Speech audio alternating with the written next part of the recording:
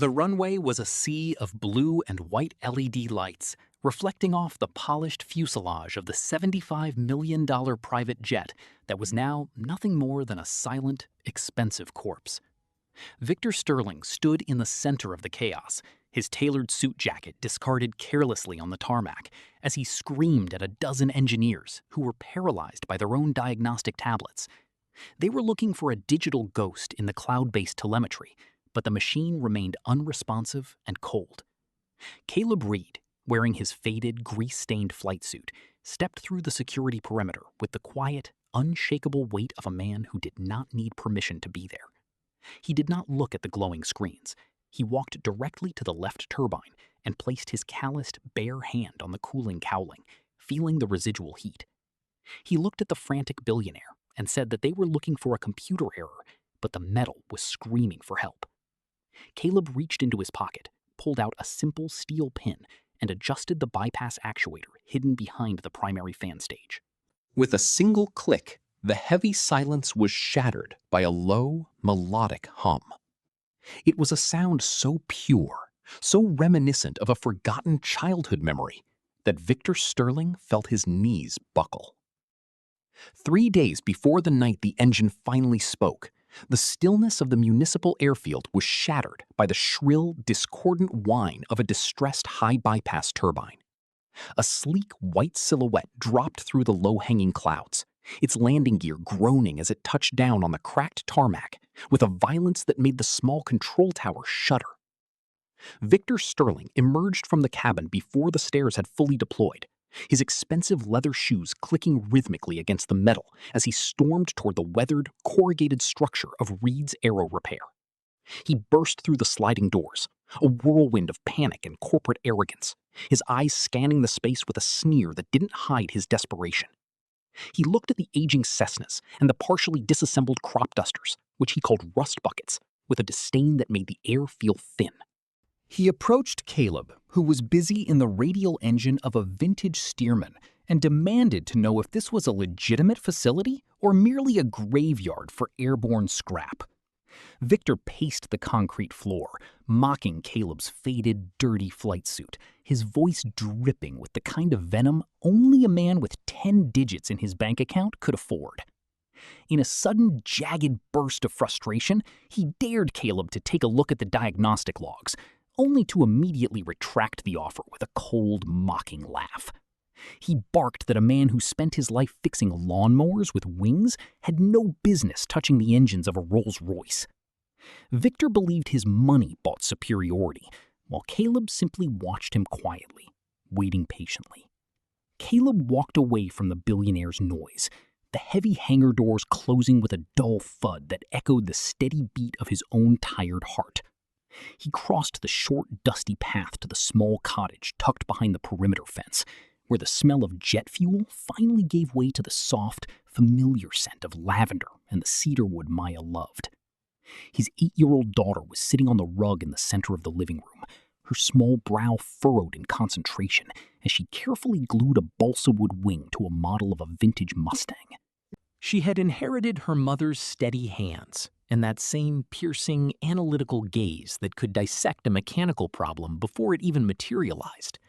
Caleb watched her in silence, the memory of her mother hitting him with a sharp ache. Sarah had been a legendary pilot, a woman who lived for the stratosphere, until a routine training flight ended in a catastrophic systems failure over the desert. That was the day Caleb had turned in his Master Sergeant stripes and walked away from the squadron he had led for a decade. He could not leave her with a legacy of empty horizons and the constant gnawing fear of wondering if her only parent was ever coming back down. He knelt beside her, his large, calloused thumb tracing the edge of the tiny silver pilot's wings she wore pinned to her pajamas every night.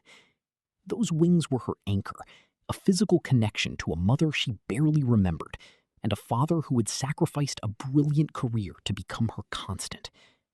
Maya looked up with her mother's bright eyes and asked if the mean man's plane was fixed. Caleb simply smiled, his voice soft as he told her that sometimes the loudest people were the ones most afraid of the absolute, cold, heavy, sudden, quiet night. The thunder of the engines began to roll across the tarmac as Victor's jet prepared to taxi away toward a more prestigious facility in the city. To the ground crew and the arrogant billionaire on board, the roar sounded like pure, unadulterated power. But to Caleb, standing at the edge of his hangar, it sounded like a scream of agony. He stood perfectly still, his head tilted as he isolated the acoustic frequency of the number 2 engine. There was a microscopic, high-frequency hiss buried deep within the spool-up, a sound he had heard only once before on a Black Ops reconnaissance bird over a decade ago. It wasn't a software lag or a sensor calibration error as the billionaire's expensive computers likely claimed. It was a bearing flutter. Caleb knew that a specific microfracture had developed in the leading edge of the titanium fan blades, a structural flaw that modern diagnostic software was never programmed to detect until the metal actually shattered. He watched the sleek white fuselage turn onto the taxiway, knowing with a terrifying mechanical certainty that the material fatigue had reached its critical limit. The centrifugal force of another full-throttle takeoff cycle would be more than the compromised alloy could handle, turning the turbine into a cloud of shrapnel. Victor Sterling was currently sipping champagne, convinced that his wealth had finally found him a solution that didn't involve a grease-stained hangar. He had no idea that he was sitting inside a 7-figure countdown. Caleb watched the jet disappear into the gray horizon, the silence of the runway feeling heavier and colder than ever. Something was now wrong. The morning sun arrived with a cold, pale light that illuminated the stack of past due notices sitting on the scarred wooden desk in the back of the hangar. Caleb stared at the property tax bill for the airfield, a number that seemed to grow more intimidating with every heartbeat. He had spent the previous evening successfully repairing a neighbor's tractor for a third of his usual rate, but kindness was a currency that the county treasurer didn't accept. He walked over to the hook where Maya's small flight jacket was hanging, noticing the frayed cuffs and the way the leather was starting to crack along the seams. She had been talking about the regional pilot camp scholarship for 6 months, a dream that would give her the first real taste of the sky her mother had loved so much. Caleb checked the balance of his savings account on his phone, the glowing numbers confirming what his gut already knew. He was exactly $400 short of the registration fee. The contrast between his quiet, dignified struggle and the excessive, unthinking wealth of Victor Sterling felt like a physical weight in his chest. Silas had spent more on a single bottle of wine during his tantrum than Maya needed to chase her entire future. It was a simmer of righteous tension, a silent fire burning deep beneath Caleb's calm exterior, as he realized the world often valued the tantrum of a billionaire more than the integrity of a man who actually understood how to keep the world moving. He looked out at the empty runway, feeling the sharp, jagged unfairness of a system that rewarded the loud and the wealthy, while the truly capable were left to scavenge for the most basic of opportunities. He took a deep breath, adjusted his work cap, and walked back to the bench, his jaw set with a quiet, stubborn, and cold hard resolve today. Victor Sterling did not waste time with small-town solutions once he reached the city. He immediately authorized a massive expenditure to fly in a specialized diagnostic team directly from the jet's manufacturer.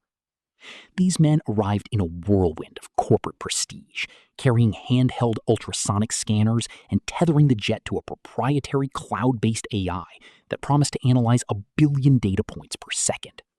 To Victor, this was the only acceptable reality, a world where sheer financial power could summon the most advanced technology to solve any inconvenience. He walked through the hangar with his phone out, recording a high-definition video for his social media followers, laughing as he panned the camera from the glowing diagnostic screens back to his own smug face. He specifically mocked the old-school mechanics he had encountered at the municipal airfield, ridiculing the idea that anyone could fix a machine of this complexity based on gut feelings or the sound of a turbine. Victor sneered that in the modern world, data was king, and those who relied on their ears were simply relics of a dying age.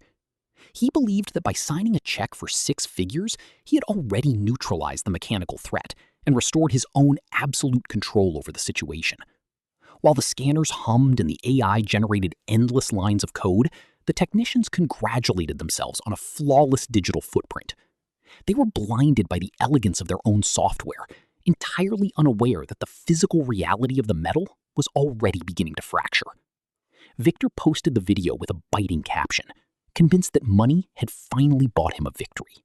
The midnight stillness of the hangar was broken only by the low, rhythmic click of a torque wrench. Caleb was bent over a vintage 9-cylinder radial engine, his forehead beaded with sweat as he performed a task that required the steady hand of a jeweler. He wasn't looking at a monitor, he was feeling the tension of the metal through his fingertips. Maya sat on a high stool beside him, her eyes wide as she watched him adjust the valve clearances.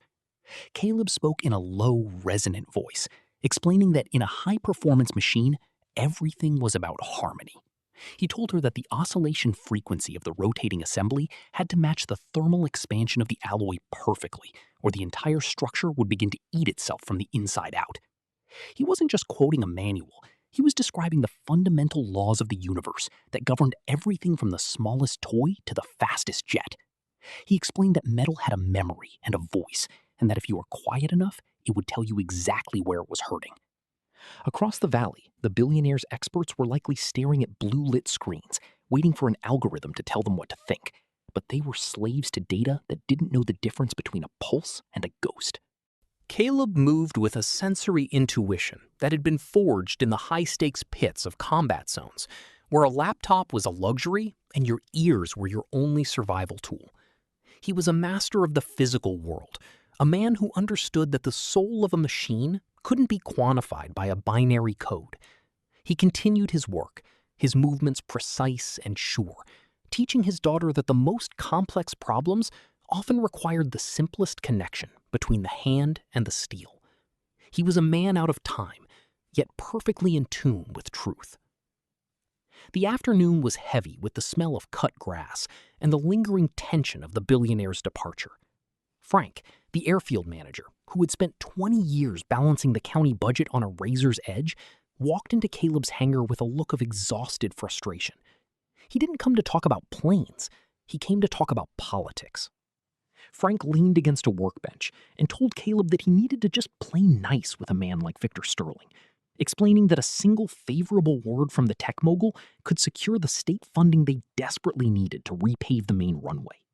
He suggested that Caleb was being unnecessarily stubborn, treating his mechanical intuition as an obstacle to the town's progress.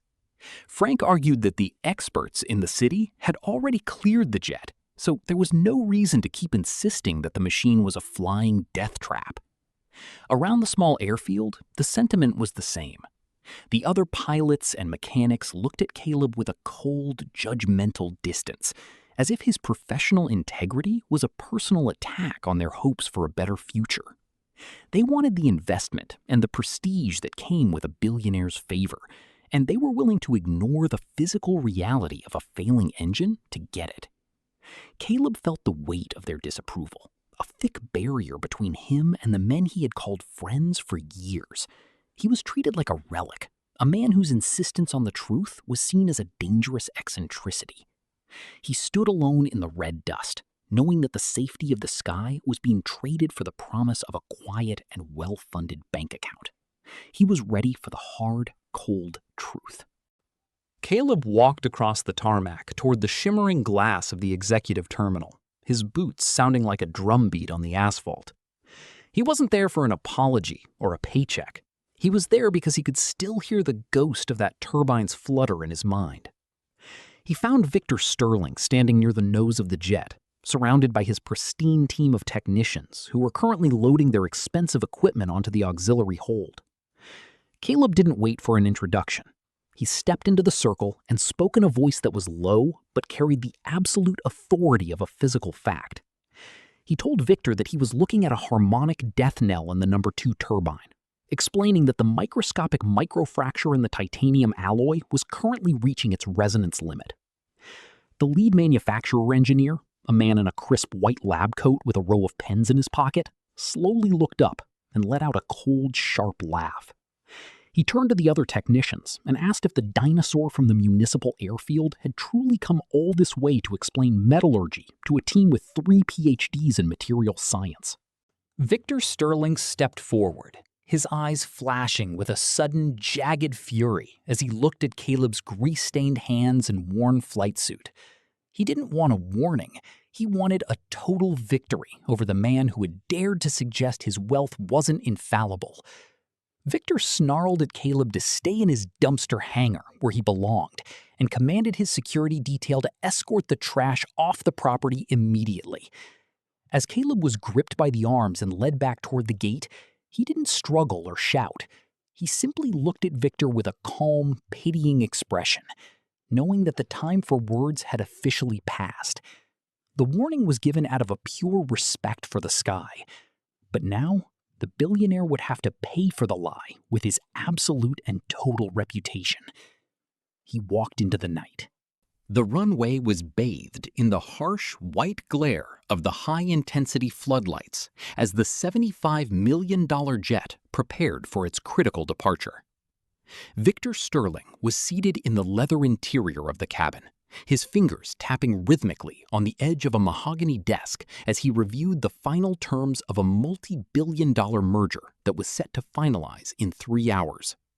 He was surrounded by the absolute luxury that his ego demanded, convinced that the mechanical inconvenience of the previous day had been successfully erased by the sheer power of his checkbook. The cockpit voice announced a clear runway, and as the pilot pushed the throttles forward, the initial roar of the engines sounded like the anthem of a corporate king. But as the turbines reached 80% power, the melodic hum was suddenly replaced by a deep, bone-shaking groan that vibrated through the very marrow of Victor's bones. The harmonic flutter Caleb had predicted had finally reached its catastrophic peak. A violent, rhythmic shuddering seized the fuselage, and the high-tech digital displays on the flight deck flickered before going completely dark. The lead manufacturer engineer, who was seated in the auxiliary jump seat, stared at his blank diagnostic tablet in a state of paralyzed, wide-eyed terror. The sophisticated cloud-based AI had no protocol for a physical failure of this magnitude, and the cloud-based telemetry was suddenly a silent witness to a disaster it couldn't name. Victor felt the cabin tilt as the number 2 engine began to surge, the sound of tearing metal echoing through the airframe like a scream. The experts were frozen, their expensive educations and glossy tools suddenly worthless in the face of the unyielding laws of physics. The jet was no longer a symbol of power. It was a heavy, shaking cage trapped on a runway that was suddenly too short for the absolute and cold reality of the night. Fear finally arrived in the room. Caleb's old truck roared onto the tarmac, tires screeching against the asphalt as he pulled up alongside the shuddering jet. He didn't wait for the vehicle to fully stop before he was out, his heavy leather tool bag slung over his shoulder with a purpose that brooked no interference. Victor Sterling was standing near the wing, shouting into a phone, while the factory engineers hovered around their blank screens like mourners at a funeral they didn't understand. Caleb didn't acknowledge them. He didn't explain his presence. He walked directly to the access panel of the number 2 engine and ripped it open with a single practiced motion. While the experts reached for their tablets, Caleb reached for an old-fashioned mechanic's stethoscope. He pressed the metal diaphragm against the titanium housing, his eyes closing as he filtered out the screams of the billionaire and the sirens of the approaching emergency vehicles. He was listening for the ghost in the machine.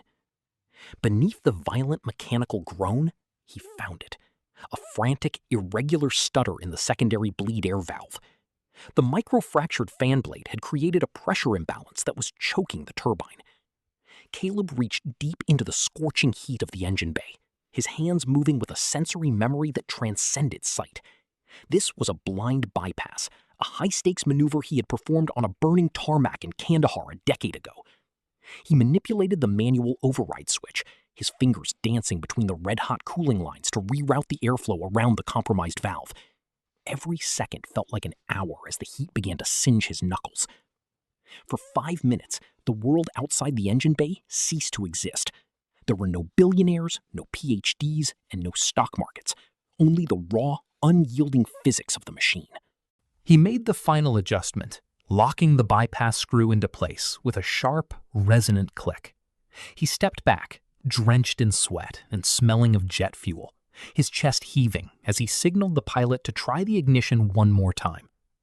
The air on the tarmac was thick with a heavy, terrifying anticipation as the turbine began to spool, reaching for a rhythm that had been lost in the cold, long, lonely night. The ignition sequence clicked, and for 2 agonizing seconds, the tarmac was silent, save for the low whistle of the wind through the hangar rafters. Then, the number 2 engine caught. The sound that erupted wasn't the violent, discordant screech from before. It was a perfect, deep-throated melodic hum that seemed to resonate with the very earth beneath their feet. Victor Sterling stopped mid-sentence, his phone falling from his hand and clattering onto the asphalt as he stared at the turbine in a state of sudden, breathless shock.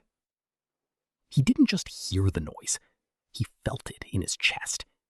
It was a specific, hauntingly familiar frequency, the exact acoustic signature of the old Douglas prop planes his father had flown him in when he was just a boy, long before the boardroom battles and the cold pursuit of wealth had hardened his heart. The sound was a bridge to a version of himself he had buried decades ago. The lead manufacturer engineer stepped forward, his face pale, as he looked from his blank diagnostic tablet to the man in the grease-stained flight suit. He whispered a name that caught in the back of his throat, asking if it was truly him, the legendary Vortex, from the classified Air Force maintenance logs, who had once kept an entire squadron in the air during the siege of Falmouth. The room went deathly silent as the experts realized that the man they had mocked as a dinosaur was actually a mechanical deity, a man whose hands were recorded in the secret history of aviation as the ultimate arbiter of the sky. Victor looked at Caleb, the mockery in his eyes replaced by a terrifyingly raw vulnerability, as he realized that the grease on Caleb's hands was the only thing that had saved his father's legacy from a fiery end. The truth had finally arrived in the form of a perfect, heavy, and cold hum. Caleb stood still. Victor Sterling stood paralyzed on the tarmac. The perfect, melodic hum of the engine vibrating through his tailored suit like a long-forgotten heartbeat. The high-tech diagnostic tablets were still dark, and the experts in their pristine lab coats were staring at the pavement. But for the first time in 20 years, Victor wasn't looking at his net worth. He was looking at the man who had just saved his life with a 5-cent steel pin and a lifetime of integrity. In a sudden, jagged collapse of his corporate exterior, the billionaire's shoulders slumped and a single, heavy tear tracked through the dust on his cheek. He looked at Caleb and realized with a crushing clarity that his obsession with perfect data and digital certainty had blinded him to the soul of the very machines that had built his family's fortune. He stepped toward Caleb, in front of the gathered crowd of technicians, security guards, and airfield workers, and spoke in a voice that was low and shattered by a genuine, raw humility. He apologized for the insults, for the arrogance, and for the blindness that had made him mock the most capable man he had ever met. Then, without looking back, Victor turned to the lead manufacturer engineer and his team of PhDs.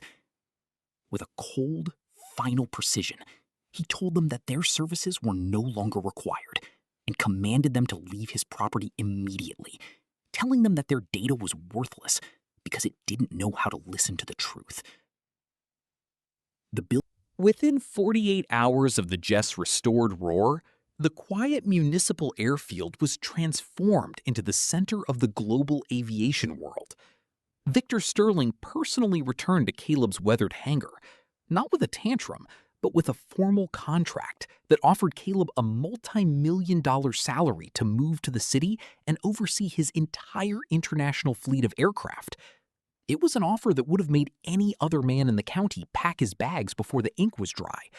But Caleb looked at the small cottage behind the fence and the vast open horizon where Maya was currently chasing a grasshopper, and he felt a grounding sense of peace that no boardroom could ever provide. He declined the move, telling Victor that his home was here in the red dust, where his memories and his daughter remained. Victor, realizing that he couldn't buy Caleb's presence, did something that surprised the entire county. He utilized his immense corporate reach to fully fund and establish a permanent state-of-the-art facility at the small airfield, naming it the Reed Aerospace Center. He made Caleb the ultimate authority of the site, ensuring that every high-performance bird in the Sterling fleet would have to pass through Caleb's hangar for final certification. He didn't have to leave Maya's world. He brought the world's most advanced machines to her doorstep. Suddenly, the man who had struggled to pay his property taxes was the most powerful figure in the regional economy, a man whose quiet integrity had turned a forgotten airfield into a beacon of mechanical excellence. The transporters began arriving by the end of the week, waiting for the master of the sky to give a single nod or shake of his head. Caleb remained under a wing, wrench in hand, his financial struggle gone forever, replaced by a legacy that was as durable as the steel he worked with every single day of his long life. He was ready. Caleb stood in the center of the gleaming new facility, his old, oil-stained tool bag looking out of place against the polished white floors and high-tech workstations. He looked Victor Sterling in the eye, his expression as unyielding as the titanium turbines he had spent his life repairing.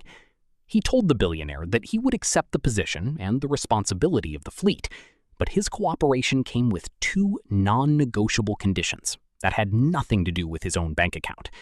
First, Maya was to be granted a full, guaranteed scholarship to the most prestigious flight academy in the country, ensuring her path to the sky was cleared of the financial barriers that had haunted her mother's dreams.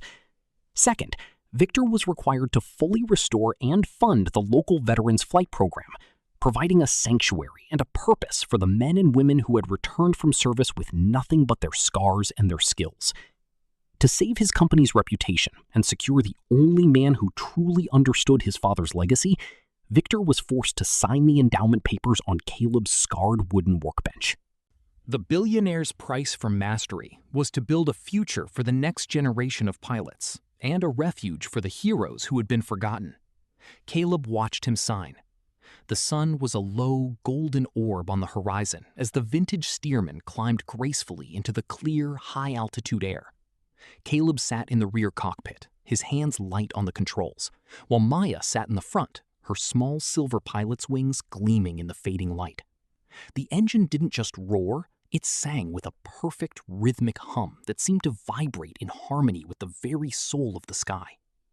In that crystalline moment, as they banked over the valley, Caleb felt a sudden warmth on his shoulder, a familiar presence that told him Sarah was right there with them, riding the same thermals she had loved so much. He realized then that the most broken thing he had encountered this week wasn't the billionaire's $75 million jet or the fractured titanium of a failing turbine. The unfixable was never a mechanical problem or a digital error. It was Victor Sterling's cold and isolated heart.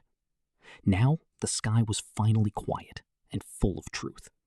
The municipal airfield had transformed from a forgotten strip of cracked tarmac into a global beacon of mechanical excellence, yet the soul of the place remained unchanged. In the center of the new, high-tech complex stood the original hangar, its corrugated walls preserved as a reminder of where the truth was first rediscovered.